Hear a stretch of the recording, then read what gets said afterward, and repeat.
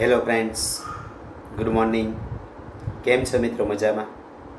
મિત્રો, આ કોરોનાની વિકટ પરિસ્થિતિમાંથી આપણે પસાર થઈ રહ્યા છીએ.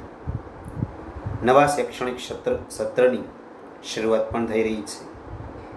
તો મિત્રો, આપણો અભ્યાસ પણ ન બગડે એનું પણ આપણે ખાસ ધ્યાન રાખવાનું છે. તો મિત્રો, આજે આપણે ધોરણ 12 વિષય ગુજરાતીની અંદર પ્રકરણ પહેલું અખિલ બ્રહ્માંડમાં એ શરૂ કરવા તરફ જઈ રહ્યા છીએ. મિત્રો, અગાઉના લેક્ચરની અંદર આપણે નરસિંહ મહેતાના જીવન, કવન, સમય, એમની કૃતિઓ એના વિશે આપણે અભ્યાસ કરેલો. તો અહીંયા મિત્રો આપણે આગળ વધીએ. નરસિંહ મહેતાના જીવન વિશે આપણે જાણીએ. નરસિંહ મહેતા એ ગુજરાતી ભાષાના આદ્ય કવિ તરીકે ઓળખાતા. આદિ એટલે સૌથી પ્રાચીન, સૌથી જૂના, સૌથી પહેલાના હોય એને મિત્રો આદિ કવિ કહેવાય. તો નરસિંહ મહેતાનું વતન એ ભાવનગર જિલ્લાનું તળાજા ગામ છે. મિત્રો, 1 માર્ક્સની અંદર પ્રશ્ન પૂછાય કે નરસિંહ મહેતાનું વતન જણાવો, તો ભાવનગર જિલ્લાનું તળાજા ગામ. નરસિંહ મહેતા એ છે એમની કૃતિઓ મિત્રો આપણે જોઈએ તો શ્યામળ શાહનો વિવાહ, હાર, હુંડી, કુંવરબાઈનું મામેરું અને શ્રાદ્ધ એમની આત્મચરિત્રાત્મક રચનાઓ છે કે જેનો આપણે વિસ્તારથી એ અગાઉના લેક્ચરની અંદર અભ્યાસ પણ કર્યો હતો. તો નરસિંહ મહેતાની કોઈ પણ 2 કૃતિઓના નામ જણાવો, એવી રીતે પ્રશ્ન પૂછાય તો શ્યામળ શાહનો વિવાહ, હાર, હુંડી, કુંવરબાઈનું મામેરું અને શ્રાદ્ધ, આ 4માંથી કોઈ પણ 2 મિત્રો લખવાની. નરસિંહ મહેતા ગુજરાતી ભાષાના ઉત્તમ કોટીના ભક્ત કવિ છે. ઉત્તમ એટલે સૌથી શ્રેષ્ઠ, સૌથી ચડિયાતા હોય એવા. એ નરસિંહ મહેતા ગુજરાતી ભાષાના ઉત્તમ કોટીના કવિ કોણ? તો કે નરસિંહ મહેતા. નરસિંહ મહેતાએ જ્ઞાન, ભક્તિ અને વૈરાગ્યના પદો સર્જી ગુજરાતી ભાષાને રળિયાત કરી. રળિયાત એટલે કે સુંદર બનાવી છે. 1 માર્કની અંદર પ્રશ્ન પૂછાય કે નરસિંહ મહેતાના જે પદો છે એની અંદર કયો વિષય રહેલો છે? તો કે જ્ઞાન, ભક્તિ અને વૈરાગ્ય. ચૂર્ણા છંદમાં લખાયેલા નરસિંહ મહેતાના પ્રભાતિયા લોકકંઠે વસી આપણે ત્યાં ચિરંજીવી બન્યા. નરસિંહ મહેતાએ કયા છંદની અંદર પોતાના કાવ્યો રચ્યા? તો કે ઝૂલણા છંદની અંદર નરસિંહ મહેતાએ પોતાના કાવ્યો રચ્યા. નરસિંહ મહેતાનું કયું સાહિત્ય વખણાય? તો કે નરસિંહ મહેતાના પ્રભાતિયા. પ્રભાતિયા એટલે કે વહેલી સવારે ગાવામાં આવતા ભજનો અથવા પદો. મિત્રો, આપણે જોઈએ છીએ કે ગામડાની અંદર આપણા દાદાને એ વહેલી સવારમાં રેડિયો વગાડતા. તો 5 વાગ્યે રેડિયોની અંદર જે ભજન કીર્તન આવતા તો એને મિત્રો પ્રભાતિયા કહેવાય. કે જે પ્રભાત એટલે કે સવાર, સવારના સમયે જે પદ ગાવામાં આવે એને શું મિત્રો કહેવાય? પ્રભાતિયા. તો નરસિંહ મહેતાનું કયું સાહિત્ય વખણાય? તો કે પ્રભાતિયા. અને ચિરંજીવી બન્યા. ચિરંજીવી એટલે કે લાંબા સમય સુધી ટકી રહે તેવા. તો નરસિંહ મહેતાના જે પદો છે પ્રભાતિયા એ લોકકંઠે એટલે લોકોના હૃદયમાં, એના ગળામાં વસી અને લાંબો સમય સુધી ભૂલાય નહીં એવા બન્યા છે. હવે એ પ્રભાતિયા કેવા છે? તો 2-3 પ્રભાતિયાઓના માત્ર મિત્રો આપણે નામ જોઈએ તો કે ભોળી રે ભરવારણ, જળ કમળ છાંડી જાને બાળા, જાગને જાદવા, જાગોને જશોદાના જાયા વગેરે નરસિંહ મહેતાના પ્રભાતિયાઓ છે. હૃદય સ્પર્શી એટલે કે હૃદયને સ્પર્શ કરી જાય એવા અને ભાવ નીતરતી એમની કાવ્ય વાણી, એની સરળતા અને સહજતાથી આપણા મનની અંદર રમી રહી છે. તો આ મિત્રો આપણે નરસિંહ મહેતાના જીવન વિશેનો એ સામાન્ય માહિતી જોઈ. ત્યારબાદ મિત્રો આગળ જોઈએ. અખિલ બ્રહ્માંડમાં જે પદ છે એની અંદર નરસિંહ મહેતા એ ઈશ્વરના સર્વ વ્યાપક એ રૂપની લીલાને વર્ણવે છે. સંસ્કૃતમાં એક પંક્તિ છે, એકમ સત વિપ્રા બહુધા વદંતી. એકમ એટલે કે એક, સતમ એટલે કે સત્ય નહીં, વિપ્રા એટલે કે વિદ્વાન અથવા બુદ્ધિશાળીઓ, બહુધા એટલે કે અનેક રીતે, અને વદંતી એટલે કહે છે અથવા બોલે છે. એટલે કે એક સત્યને અલગ અલગ વિદ્વાનો એ જુદી જુદી રીતે સમજાવે છે. પરમાત્મા તાત્વિક રૂપે એક જ છે, પણ અનેક રૂપે દેખાય છે. ઈશ્વર નામનું તત્વ એક જ છે, પરંતુ તેના નામ, એના સ્વરૂપ એ મિત્રો અલગ અલગ છે. એટલે પરમાત્મા નામનું તત્વ એક જ છે, પરંતુ તેના સ્વરૂપો કેવા છે? અલગ અલગ, ભિન્ન ભિન્ન છે. જેમ સુવર્ણ એટલે કે સોનું એક જ છે, પણ સોનામાંથી ઘરેણાં ઘડવામાં આવે, ઘરેણાં બનવામાં આવે, એને અલંકાર કહેવાય. અલંકાર એટલે મિત્રો ઘરેણાં. તો એ જે ઘરેણાં છે એના જુદા જુદા નામ, અલગ અલગ નામે ઓળખાય છે. જેમ કે બુટ્ટી, કડું, વીંટી વગેરે અલગ અલગ રીતે એ સોનું ઓળખાય છે. પરંતુ એની અંદર જે મુખ્ય તત્વ છે એ તો સોનું જ છે. એવી જ રીતે પ્રભુ આ સૃષ્ટિની અંદર વિવિધ સ્વરૂપે, અલગ અલગ સ્વરૂપે એ આપણને જોવા મળે છે. જ્ઞાનીઓએ રચેલા જ્ઞાન ગ્રંથોને સમજવામાં ગેરસમજ કરી, એટલે બરાબર સમજી શકતા નથી. એને નરસિંહ મહેતા એ ગરબડ તરીકે ઓળખાવી અને હસી કાઢે છે. આવા પરમેશ્વરને શાસ્ત્રના જ્ઞાન દ્વારા તો પામી જ શકીએ, પણ પ્રેમની પરાકાષ્ઠા રૂપે ભક્તિ દ્વારા સરસ રીતે પામી શકાય છે. એવી પ્રતીતિને આ ભક્ત કવિએ અહીં વિવિધ દ્રષ્ટાંતો દ્વારા દર્શાવી આપી છે. કવિતા અને તત્વજ્ઞાનનો સમન્વય કરતું આ એકાત્મ ભાવનું પદ આ નરસિંહ મહેતાની ચિરંજીવી અને સદા રમણીય એટલે કે સુંદર અને સ્મરણીય એટલે કે યાદ રહે એવી આ કૃતિ છે. તો મિત્રો જોઈએ અખિલ બ્રહ્માંડમાં એ કાવ્યને હવે આપણે સમજીએ. અખિલ બ્રહ્માંડમાં એક તું શ્રી હરિ, જુજવે રૂપે અનંત ભાસે. દેહમાં દેવ તું, તત્વમાં તેજ તું, શૂન્યમાં શબ્દ થઈ વેદ વાસે. અખિલ એટલે કે સમગ્ર. અખિલ બ્રહ્માંડમાં એટલે કે અખિલ એટલે આખું, સમસ્ત, સમગ્ર. અખિલ એટલે શું મિત્રો? અખિલ એટલે આખું, સમસ્ત અથવા સમગ્ર. બ્રહ્માંડ એટલે વિશ્વ, આ દુનિયા. બ્રહ્માંડ એટલે શું? વિશ્વ અથવા દુનિયા. એક તું શ્રી હરિ. શ્રી હરિ એટલે કે ભગવાન. જુજવે રૂપે, જુજવે એટલે કે જુદા જુદા, જુજવે એટલે જુદા જુદા રૂપે. અનંત, અનંત એટલે કે જેનો અંત નથી તેવું. અનંત એટલે શું? જેનો અંત નથી તેવું. અને ભાસુ એટલે ભાસ થવો, આભાસ થવો, દેખાવો. ભાસે એટલે ભાસ થવો, આભાસ થવો. અખિલ બ્રહ્માંડમાં એક તું શ્રી હરિ, જુજવે રૂપે અનંત ભાસે.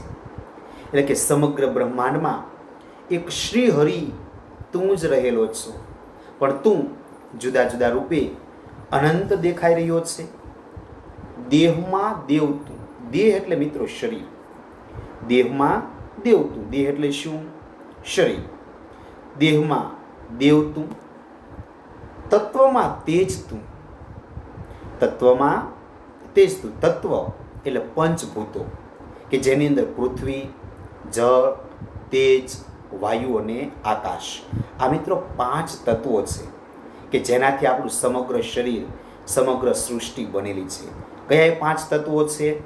તો કે પૃથ્વી, જળ, તેજ, વાયુ અને આકાશ.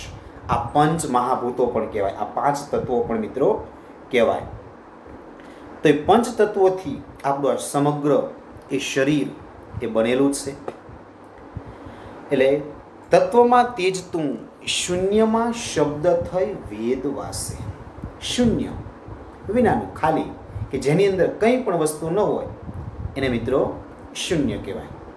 તો શૂન્યમાં શબ્દ થઈ વેદ તું વાસે. તો મિત્રો આ પંક્તિ સમજી લઈએ.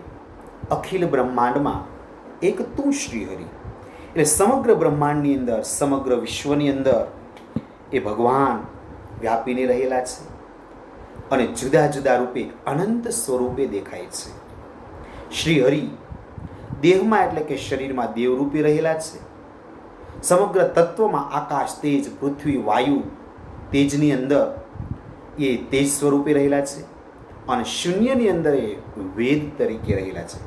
મિત્રો મોટાભાગે શૂન્યની અંદર કંઈ હોતું નથી, પણ ઈશ્વર અહીં શૂન્યની અંદર પણ આપણા જે 4 વેદો છે, ઋગ્વેદ, યજુર્વેદ, સામવેદ અને અથર્વવેદ, આમ શૂન્યની અંદર પણ વિશાળ જ્ઞાન સ્વરૂપે પરમાત્મા રહેલા છે. એટલે શૂન્યમાં વેદ શબ્દ રૂપે એ ઈશ્વર રહેલા છે. અખિલ બ્રહ્માંડમાં એક તું શ્રી હરિ, જુજવે રૂપે અનંત ભાસે, દેહમાં દેવ તું, તત્વમાં તેજ તું, શૂન્યમાં શબ્દ થઈ વેદવાસે. એટલે કે સમગ્ર બ્રહ્માંડમાં એક શ્રી હરિ તું જ છે, પરંતુ જુદા જુદા અનંત સ્વરૂપે દેખાય છે. દેહમાં દેવ રૂપે રહેલા છે અને તત્વમાં તેજ રૂપે એ ઈશ્વર રહેલા છે અને શૂન્યમાં શબ્દ થઈ વેદ તરીકે રહેલા છે. ત્યારબાદ મિત્રો આગળની પંક્તિ જોઈએ.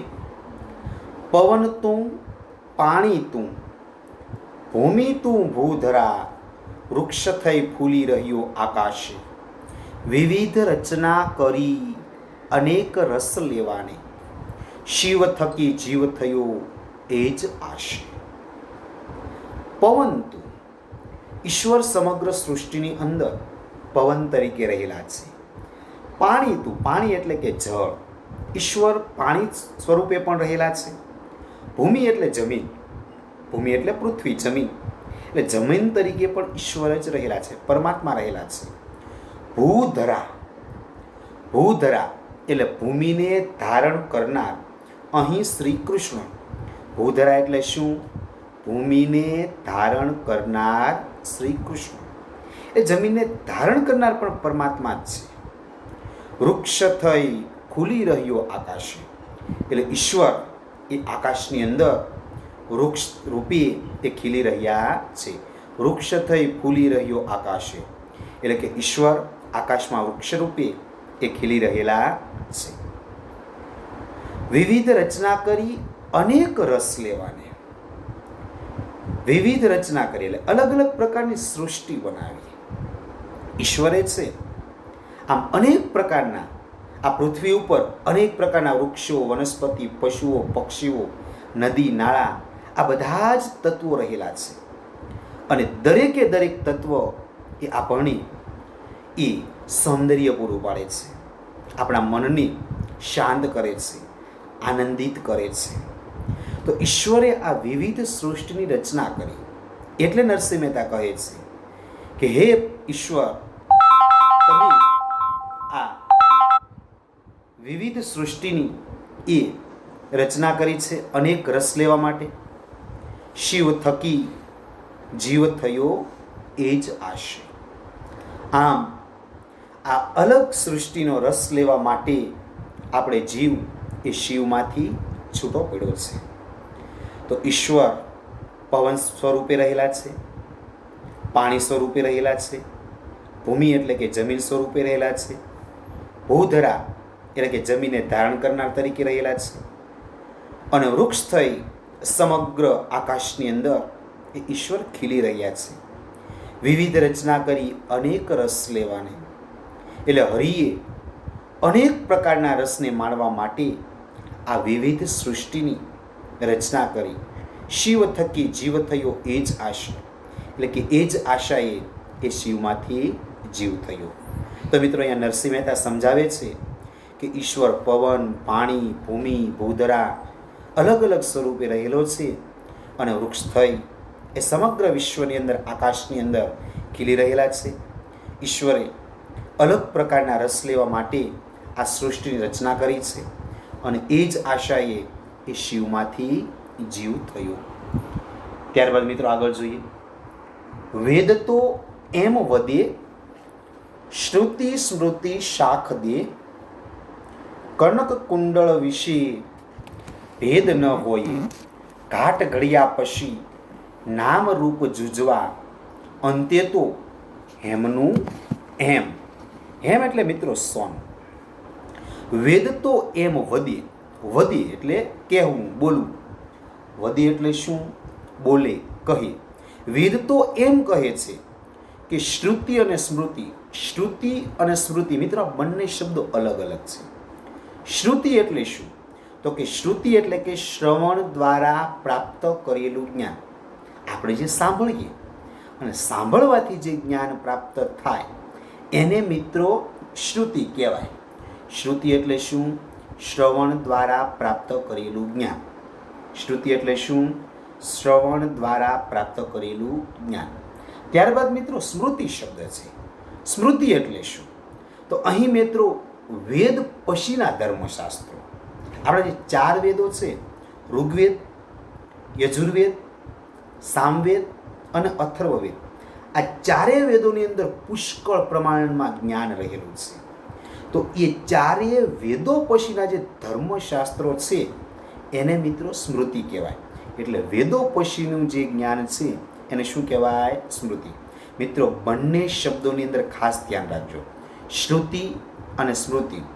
શ્રુતિ એટલે સાંભળવાથી સ્મરણ દ્વારા જે જ્ઞાન પ્રાપ્ત થાય એને શ્રુતિ કહેવાય, અને સ્મૃતિ આપણા જે વેદો છે એના પછીના જે ધર્મશાસ્ત્રો છે એને મિત્રો સ્મૃતિ કહેવાય. એટલે વેદ તો એમ વધે એટલે વેદો એમ કહે છે, શ્રુતિ સ્મૃતિ શાખ. શાખ એટલે સમજણ. એટલે શ્રુતિ અને સ્મૃતિ આપણને શાખ, સમજણ આપે છે. કનક કુંડળ વિશે ભેદ ન હોય. કનક એટલે સોન. કનક એટલે શું થાય મિત્રો? સોન. અને કુંડળ એટલે કે કાનમાં પહેરવાનું એક ઘરેણું. કનક એટલે સોનું અથવા સુવર્ણ, અને કુંડળ એટલે કાનમાં પહેરવાનું એક ઘરેણું. કનક કુંડળ વિશે ભેદ ન હોય. ભેદ એટલે અલગ અલગ, તફાવત, અંતર ન હોય, કોઈ ફરક ન હોય. એટલે વેદો શું કહે છે કે આ કનક એટલે કે સોનું અને જે કુંડળ છે એ બંને વચ્ચે કોઈ ભેદ નથી, એ બંને વચ્ચે કંઈ અંતર નથી. વેદ તો પણ એમ જ કહે છે. શ્રુતિ અને સ્મૃતિ પણ એ વાતમાં સાખ પુરાવે છે, સાબિતી આપે, સમજણ આપે છે કે સુવર્ણ અને કુંડળ બંને એક જ છે. એટલે કે સોના અને ઘરેણા એ બંને એક જ છે. ઘાટ ઘડિયા પછી નામ રૂપ જુજવા. જુજવા એટલે જુદા જુદા, અલગ. ઘાટ એટલે આકાર. ઘાટ ઘડવો એટલે શું? આકાર આપવો. ઘાટ ઘડિયા પછી નામ રૂપ જુજવા. નામ અને રૂપ જુજવા એટલે જુદા જુદા, અલગ. સોનામાંથી મિત્રો ઘરેણા બનાવવામાં આવે, એને ઘાટ આપવામાં આવે, પછી અલગ અલગ સ્વરૂપે ઓળખાય છે. એટલે ઘાટ ઘડિયા પછી એના નામ અને રૂપ જુદા જુદા હોય છે. અંતે તો હેમનું હેમ. હેમ એટલે સોન. હેમ એટલે શું થાય મિત્રો? સોન. પણ છતાં અંતે તો એ ઘરેણા શું, કયા સ્વરૂપે ઓળખાય? તો કે ભાઈ સોનાના ઘરેણા. સોનામાંથી ઘરેણા બનાવવામાં આવે, એને ઘાટ આપવામાં આવે, એટલે અલગ અલગ ઘરેણાઓ અલગ અલગ નામે ઓળખાય છે. પણ અંતે તો શું? એની અંદર મુખ્ય તત્વ તો સોનું જ રહેલું છે. એમ સમગ્ર સૃષ્ટિની અંદર એ ઈશ્વર પરમાત્મા નામનું તત્વ એ રહેલું છે. વેદ તો એમ વદી, શ્રુતિ સ્મૃતિ શાખ દે, કનક કુંડળ વિશે ભેદ ન હોય, ઘાટ ઘડિયા પછી નામરૂપ જુજવા, અંતે તો હેમનું એમ. એટલે વેદો તો એમ કહે છે કે શ્રુતિ અને સ્મૃતિ સાંભળવાથી પ્રાપ્ત થયેલું જ્ઞાન અને વેદો પછીના જે ધર્મશાસ્ત્રો છે એ બંને એ ધર્મશાસ્ત્રો આપણને શાખ સમજણ આપે છે કે સોનું અને કાનમાં પહેરવાનું જે કુંડળ છે એ બંને વચ્ચે કંઈ ભેદ હોતો નથી. કારણ કે સોનામાંથી ઘાટ ઘડવામાં આવે પછી એના નામ અને રૂપ એ જુદા જુદા અલગ અલગ હોય છે, પણ અંતે છેલ્લે તો એમનું હેમ જ હોય છે. ત્યારબાદ મિત્રો આગળ જોઈએ. ગ્રંથે ગરબડ કરી વાત નવ કરી ખરી. ગ્રંથે ગરબડ કરી વાત નવ કરી ખરી. ગ્રંથ એટલે મોટા થોથો. ગ્રંથે ગરબડ કરવી. ગરબડ એટલે ગેરસમજ, બરાબર ન સમજવું તે. ગરબડ એટલે શું? ગેરસમજ. ગ્રંથે ગડબડ કરી, ગેરસમજ થઈ. વાત નવ કરી ખરી. ખરી એટલે સત્ય, યોગ્ય, બરાબર. ખરી એટલે સત્ય, યોગ્ય, બરાબર. ગ્રંથની અંદર ગરબડ થઈ, ગેરસમજ થાય છે. વાત નવ કરી ખરી એટલે વાત યોગ્ય થઈ નથી. જેહને જે ગમે તેને પૂજે. જેહને એટલે જેને. જેને જે ગમે તેને પૂજે એટલે એને પસંદ કરે. આપણે મોટા મોટા પુસ્તકો, ધાર્મિક ગ્રંથો વાંચીએ, પછી આપણે આપણા મનથી સમજીએ. હવે આપણે જે વાંચ્યા, આપણા મનની અંદર આપણે જે સમજાણ એ જ આપણે સમજવાના. પછી એ સત્ય હોય કે ખોટું આપણે તો આપણા મનમાં સમજી ગયા. પછી ખોટું સમજ્યા તો ખોટું, આપણે બીજાને એ જ જ્ઞાન આપવાના. પણ પોતાની ભૂલ હોય તો આપણે શું છટકી જઈએ કે ભાઈ આ ગ્રંથમાં આમ કીધું, અમે તો આ ગ્રંથ વાંચ્યો, એમાં જ આવું છે તો અમે શું કરીએ. એટલે આપણે એ ગ્રંથને સમજવામાં ગરબડ કરી છે. બરાબર આપણે વાત સમજી શક્યા નથી. ગ્રંથોની અંદર મુખ્ય માહિતી શું છે એ આપણે બરાબર સમજી શક્યા નથી. એટલે અહીંયા કવિ નરસિંહ મહેતા કહે છે કે ભાઈ ગ્રંથને સમજવામાં આપણે ગરબડ કરી છે. એટલે ગ્રંથે સાચી વાત કરી નથી. આથી જેને જે ગમી એને આપણે પૂજવા લાગ્યા છીએ. ત્યારબાદ મન વચન કર્મથી આપ માની લહે સત્ય છે એ જ મન એમ શું છે. આપણે ગ્રંથ વાંચ્યો, એની અંદર જે આપણે સમજાયું મગજમાં ઉતાર્યું, એટલે પછી આપણે મનમાં ઉતાર્યું. મનમાં જેવા વિચારો આવે એવું પછી આપણે બોલવાના. જેવું બોલીએ એવા જ આપણે આપણા કર્મો કરવાના, કામ કરવાના. એટલે મન વચન અને કર્મથી એ પોતે જ માની લે તે જ સત્ય છે એમ પછી આપણે માનીએ છીએ.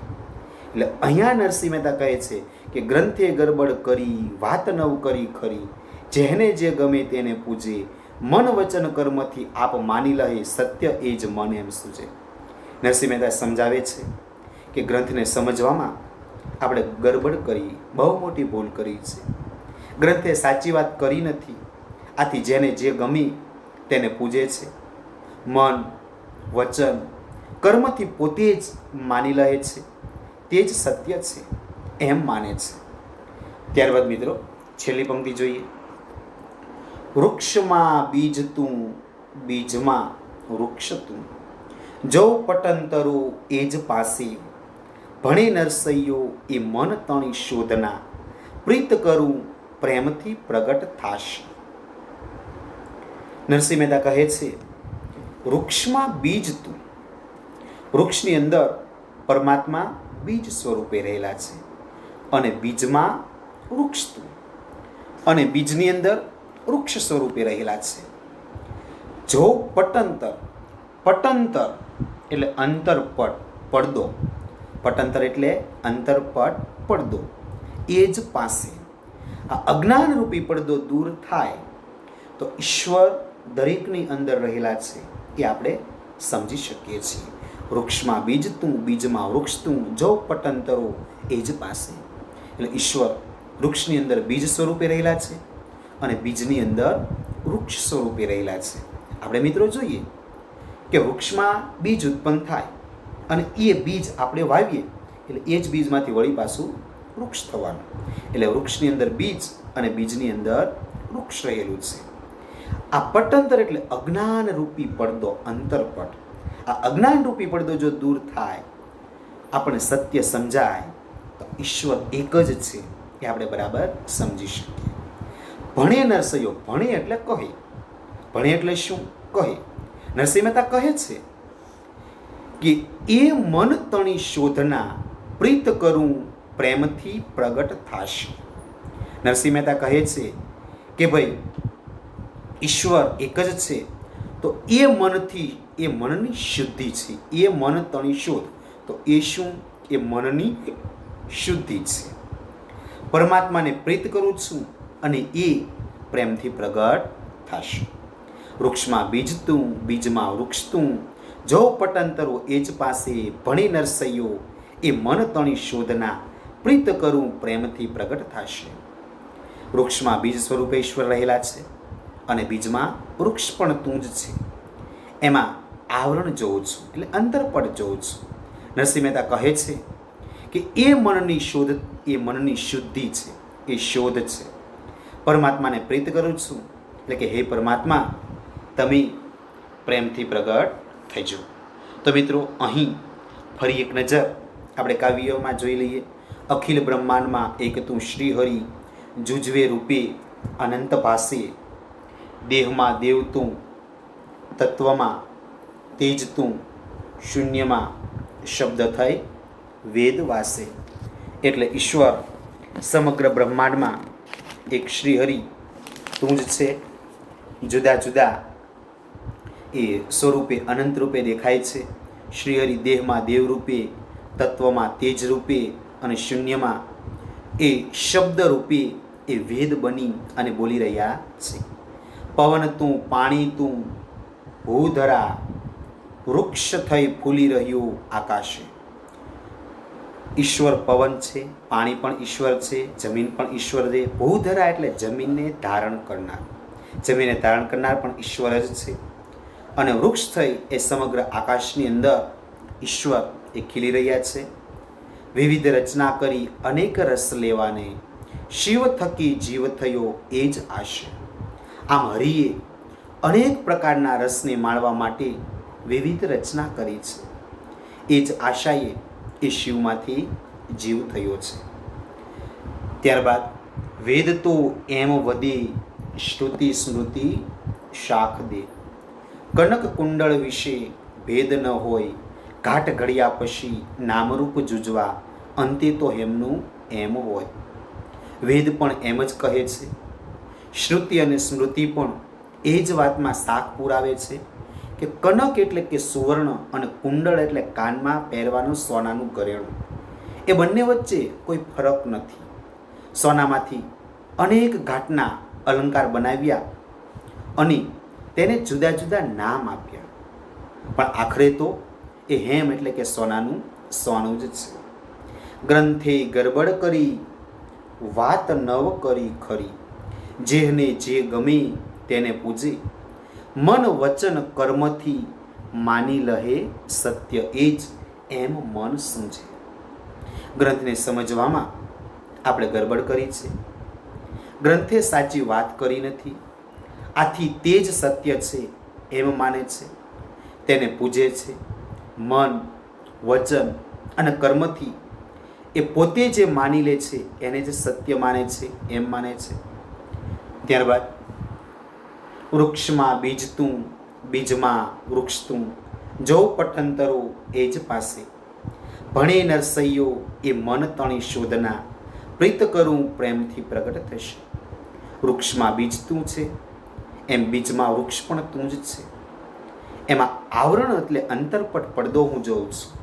નરસિંહ મહેતા કહે છે એ મનની શોધ એટલે કે શુદ્ધિ છે. પરમાત્માને પ્રીત કરું છું તો એ પ્રેમથી પ્રગટ થશે. શબ્દ સમજૂતી મિત્રો જોઈ લઈએ. અખિલ એટલે કે આખું અથવા સમસ્ત. અખિલ એટલે આખું અથવા સમસ્ત. જુજવે રૂપી એટલે કે જુદા જુદા રૂપી. જુજવે રૂપી એટલે જુદા જુદા રૂપે. અનંત એટલે કે જેનો અંત નથી તેવું. અનંત એટલે જેનો અંત નથી તેવું. ભૂધરા એટલે ભૂમિને ધારણ કરનાર. ભૂધરા એટલે ભૂમિને ધારણ કરનાર. શ્રુતિ એટલે શ્રવણ દ્વારા પ્રાપ્ત કરેલું જ્ઞાન. શ્રુતિ એટલે શ્રવણ દ્વારા પ્રાપ્ત કરેલું જ્ઞાન. સ્મૃતિ એટલે વેદ પછીના ધર્મશાસ્ત્રો. શ્રુતિ એટલે શું? વેદ પછીના ધર્મશાસ્ત્રો. કુંડળ એટલે કે કાનમાં પહેરવાનું એક ઘરેણું. કુંડળ એટલે શું? કાનમાં પહેરવાનું એક ઘરેણું. પટાંતર એટલે અંતરપટ અથવા પડદો. પટાંતર એટલે અંતરપટ અથવા પડદો.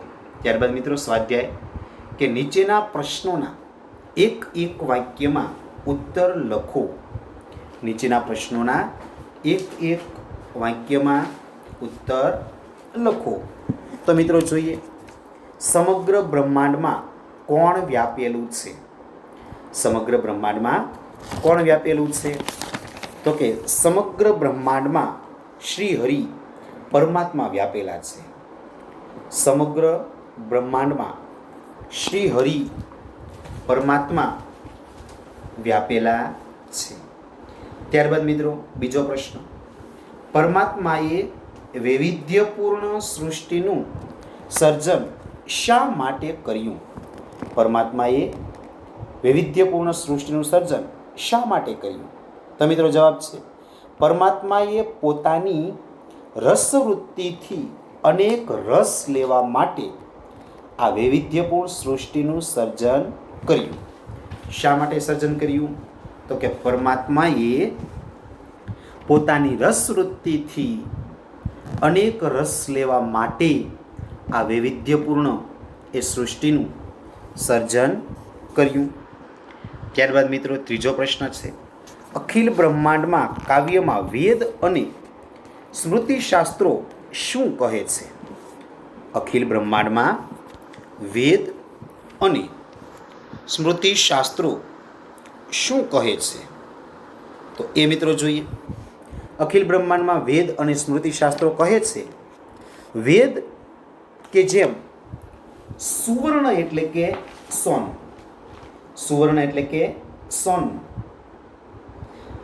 પદમાં વેદ સુવર્ણ એક જ છે પણ ઘરેણાનો આકાર અલગ અલગ છે, એમ શ્રી હરિ એક જ છે પણ એના નામ અને રૂપ જુદા જુદા છે. ફરીવાર મિત્રો, અખિલ બ્રહ્માંડ પદમાં વેદ અને સ્મૃતિ શાસ્ત્રો એ શું કહે છે? તો કે અખિલ બ્રહ્માંડમાં વેદ અને સ્મૃતિ શાસ્ત્રો એમ કહે છે કે સુવર્ણ એટલે કે સોનું એક જ છે પણ ઘરેણાના આકાર અલગ અલગ છે, એમ શ્રી હરિ એક જ છે પણ એ જુદા જુદા રૂપે દેખાય છે. ત્યારબાદ મિત્રો પ્રશ્ન નંબર 4, કવિના મતે ઈશ્વરને કઈ રીતે પામી શકાય છે? કવિના મતે ઈશ્વરને કઈ રીતે પામી શકાય? તો કવિના મતે કેવળ પ્રેમ ભક્તિથી ઈશ્વરને પામી શકાય. કેવળ પ્રેમ ભક્તિથી જ ઈશ્વરને પામી શકાય છે. પ્રશ્ન નંબર 5, જ્ઞાન ગ્રંથો થકી કઈ પરિસ્થિતિ સર્જાય છે? જ્ઞાન ગ્રંથો થકી કઈ પરિસ્થિતિ સર્જાય છે?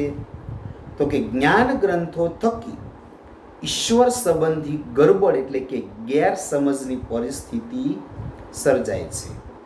જ્ઞાન ગ્રંથો થકી ઈશ્વર સંબંધી ગરબડ ગેરસમજની પરિસ્થિતિ સર્જાય છે. ત્યારબાદ મિત્રો પ્રશ્ન નંબર 2, કે નીચેના પ્રશ્નોના 2-3 વાક્યોમાં ઉત્તર લખો. પરમાત્મા પૃથ્વી પર કયા કયા સ્વરૂપે રહેલા છે? પરમાત્મા પૃથ્વી પર કયા કયા સ્વરૂપે રહેલા છે? તો પરમાત્મા તાત્વિક દ્રષ્ટિએ એક જ છે. એકમ સતમ વિપ્રા બહુધા વદંતી. છતાં પૃથ્વી પર જુદા જુદા રૂપે અનંત ભાસે છે. આપણા દેહમાં દેવ રૂપે રહેલા છે, તત્વમાં તેજ રૂપે રહેલા છે, શૂન્યમાં શબ્દ રૂપે રહેલા છે, પૃથ્વી ઉપર પવન તરીકે રહેલા છે, પાણી તેમજ ભૂમિ રૂપે અલગ અલગ દેખાતા પરમાત્મા એક જ તત્વ રૂપે વ્યાપીને રહેલા છે. પરમાત્મા પૃથ્વી પર કયા કયા સ્વરૂપે રહેલા છે? તો કે શૂન્યમાં શબ્દ રૂપે, પૃથ્વી ઉપર પવન, પાણી તેમજ ભૂધરા ભૂમિ રૂપે અલગ અલગ દેખાતા પરમાત્મા એક જ તત્વ રૂપે વ્યાપીને રહેલા છે. ત્યારબાદ પ્રશ્ન 2, સોનું તો આખરે સોનું જ છે એવું શાથી કહી શકાય છે? સોનું તો આખરે સોનું જ છે એવું શાથી કહી શકાય? તો મિત્રો જવાબ છે સોનામાંથી અનેક ઘાટના ઘરેણાં બને છે અને એ જુદા જુદા ઘાટના ઘરેણાને જુદા જુદા નામ આપવામાં આવે છે, જેમ કે વીંટી, પોંચી, બંગડી, માથાની પીન, ચીપિયા, પેડન્ટ, ચેન, નેકલેસ, બાજુબંધ, પગના વીંછિયા, કડલા, પાયલ, ચૂડો વગેરે. આ મિત્રો સોનામાંથી અલગ અલગ પ્રકારના ઘરેણાં બનાવવામાં આવે છે, પણ આખરે તો એ સોનાના જ રૂપ છે. એ પરથી કહી શકાય કે સોનું તો આખરે સોનું જ છે. ફરીવાર મિત્રો, સોનું તો આખરે સોનું જ છે એમ શાથી કહી શકાય છે? સોનામાંથી અનેક ઘાટના ઘરેણાં બને છે, જેમ કે વીંટી, પોંચી, બંગડી, માથાની પીન, ચીપિયા, પેડન્ટ, ચેન, નેકલેસ, બાજુબંધ, પગના વીંછિયા, કડલા, પાયલ, ચૂડો વગેરે. પણ આખરે તો એ સોનાના જ રૂપ છે અને એના પરથી કહી શકાય કે સોનું તો આખરે સોનું જ છે. ત્યારબાદ મિત્રો, બીજ અને વૃક્ષનો કાર્ય કારણ સંબંધ સ્પષ્ટ કરો. બીજ અને વૃક્ષનો કાર્ય કારણ સંબંધ સ્પષ્ટ કરો. તો મિત્રો એમાં જોઈએ કે કારણ એટલે કે નિમિત્ત. કારણ વગર કાર્ય સંભવી શકે નહીં. કોઈ કારણ વગર કોઈ કામ થતું નથી. જેમ બીજ એ કારણ છે તો વૃક્ષ એ કાર્ય છે. બીજને ધરતીમાં રોપીએ તો જ થડ, ડાળ, પાંદડા, ફળફૂલ વગેરેથી વૃક્ષનો વિસ્તાર થઈ શકે છે. અર્થાત વૃક્ષનું વિસ્તારરૂપી કાર્ય સંભવી શકે છે. વૃક્ષ માટે બીજ હોવું જરૂરી છે અને બીજ હોય તો જ વૃક્ષ સંભવી શકે. આમ બીજ અને વૃક્ષ વચ્ચે કાર્યકારણનો સંબંધ છે. ફરીવાર મિત્રો જોઈ લઈએ, બીજ અને વૃક્ષનો કાર્યકારણ સંબંધ સ્પષ્ટ કરો. તો મિત્રો, કારણ વગર કાર્ય સંભવી શકે નહીં. જેમ બીજ એ કારણ છે તો વૃક્ષ એ કાર્ય છે.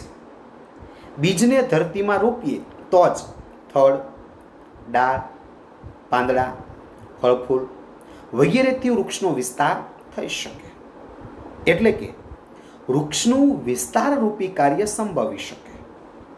વૃક્ષ માટે બીજનું હોવું જરૂરી છે અને બીજ હોય તો જ વૃક્ષ સંભવી શકે. આમ બીજ અને વૃક્ષ વચ્ચે કાર્યકારણનો સંબંધ છે. ત્યારબાદ મિત્રો, પ્રશ્ન નંબર 3. નીચેના પ્રશ્નોના સવિસ્તાર ઉત્તર લખો. પ્રશ્ન નંબર 3. નીચેના પ્રશ્નોના સવિસ્તાર ઉત્તર લખો. આ પદમાં નરસિંહ મહેતા પરમ તત્વને શી રીતે સમજાવે છે? મિત્રો, મોસ્ટ આઈએમપી પ્રશ્ન. દર વર્ષે આ પ્રશ્ન પૂછાય છે કે અખિલ બ્રહ્માંડ પદમાં નરસિંહ મહેતા પરમ તત્વને કઈ રીતે સમજાવે છે? તો મિત્રો જોઈએ, સૌથી પહેલાં મિત્રો આપણે કાવ્યનું નામ લખવાનું. પત્રમાં જેમ લખીએ તેમ કાવ્યનું નામ, કવિનું નામ, સાહિત્ય પ્રકાર, સંદર્ભ, આ 4 મુદ્દા મિત્રો ફરજિયાત લખવાના, આપણી સાપ સારી પડે એ રીતે. તો જોઈએ કે આ પદમાં નરસિંહ મહેતા પરમ તત્વને કઈ રીતે સમજાવે. કે ભાઈ, અખિલ બ્રહ્માંડ પદમાં પરમ તત્વને સમજાવતા નરસિંહ મહેતા કહે છે કે સમગ્ર બ્રહ્માંડમાં એક શ્રી હરિ જ સર્વવ્યાપી છે, પરંતુ સૌને એ જુદા જુદા રૂપે દેખાય છે. કવિ કહે છે કે હે ભૂધરા, હે કૃષ્ણ, તું સર્વવ્યાપી છે. તું પવન છે, પાણી તું છે, ભૂમિ તું છે, તું જ આકાશમાં વૃક્ષ થઈ અને વિસ્તરી રહ્યો છે. તે આવી રસમય વિવિધ રચના કરી છે. એ જ આશાએ તું શિવમાંથી જીવ થયો.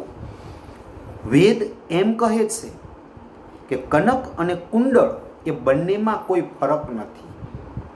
કનક એટલે કે સોનામાંથી અનેક ઘાટના અલંકાર ઘરેણાં બનાવીએ, પણ એ દરેક ઘાટમાં સોનું જ હોય છે.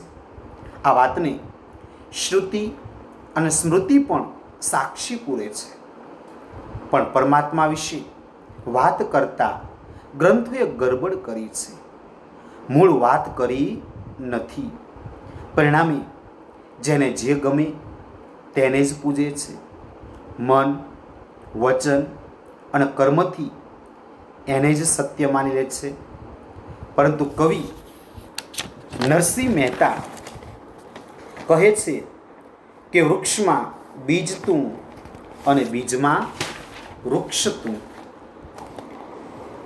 એ બેમાં ભેદ છે, છતાં એ ભેદ રહિત સ્થિતિ અહીં રજૂ કરવામાં આવી છે. વૃક્ષમાં બીજ તું અને બીજમાં વૃક્ષ તું, એ બેમાં ભેદ છે, છતાં એની ભેદ રહિત સ્થિતિ અહીં રજૂ કરી છે.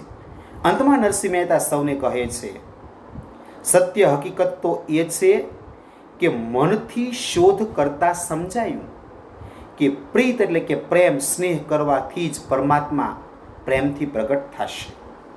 પરમાત્માનો સાક્ષાત અનુભવ કેવળ પ્રેમ ભક્તિથી જ થઈ શકે છે. તો આ પદમાં નરસિંહ મહેતા પરમ તત્વને કઈ રીતે સમજાવે એ મિત્રો એ આપણે જોયું. ત્યારબાદ પ્રશ્ન નંબર 2 સમજાવો. ગ્રંથે ગરબડ કરી વાત નવ કરી ખરી, જેને જે ગમે તેને પૂજે, મન વચન કર્મથી આપ માની લહે સત્ય છે, એ જ મન એમ સૂજે. મિત્રો ઉત્તર જોઈએ કે જ્ઞાનીઓએ શાસ્ત્ર ગ્રંથોમાં પરમાત્મા સર્વવ્યાપી છે એ વાત વિસ્તારથી સમજાવી છે. જોકે પરમાત્મા વિશેની વાત કરવામાં શાસ્ત્રોએ ગરબડ ઊભી કરી છે, સાચી વાત કરી નથી. તેથી જેને જે ગમે તેની તે ભક્તિ કરે છે. સૌ પોતપોતાની બુદ્ધિ પ્રમાણે વેદના જ્ઞાનનું અર્થઘટન કરે છે. આથી પોતાને જે ગમે તેને ભગવાન માનીને પૂજે છે. મન, વચન અને કર્મથી તેને જ સ્વીકારી લે છે. એ જ સત્ય છે એમ એમણે માની લીધું છે. તો મિત્રો આ આપણે સ્વાધ્યાયના પ્રશ્નો જોયા. ત્યારબાદ મિત્રો અમુક એવા પ્રશ્નો છે કે જે આપણે વિભાગ એ એની અંદર પ્રશ્ન 1 અને 2 ની અંદર પૂછાય. એક માર્ક્સની અંદર તો કેવા પ્રશ્નો હોઈ શકે તો એ પણ મિત્રો આપણે જોઈ લઈએ કે ગુજરાતી ભાષાના આદિકવિ કોણ ગણાય? તો ગુજરાતી ભાષાના આદિકવિ નરસિંહ મહેતા ગણાય. પ્રશ્ન બીજો, નરસિંહ મહેતાની 2 આત્મચરિત્રાત્મક કૃતિઓના નામ આપો. તો કોઈ પણ 2 કૃતિઓ, શામળ શાહનો વિવાહ અથવા કુંવરબાઈનું મામેરું. ત્યારબાદ પ્રશ્ન 3, નરસિંહ મહેતાએ કયા કયા વિષયો પર પદો લખ્યા?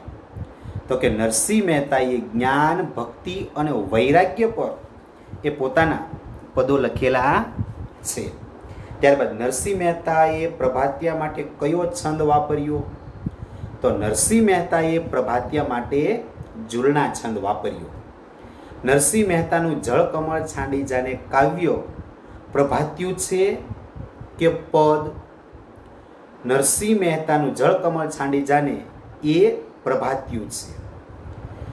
નરસિંહ મહેતાએ લખેલા પ્રભાતિયામાંથી કોઈ પણ 2 ના નામ આપો. તો કે ભોળીને ભરવાડ અને જાગને જાદવા. ત્યારબાદ અખિલ બ્રહ્માંડમાં કૃતિના કર્તાનું નામ જણાવો.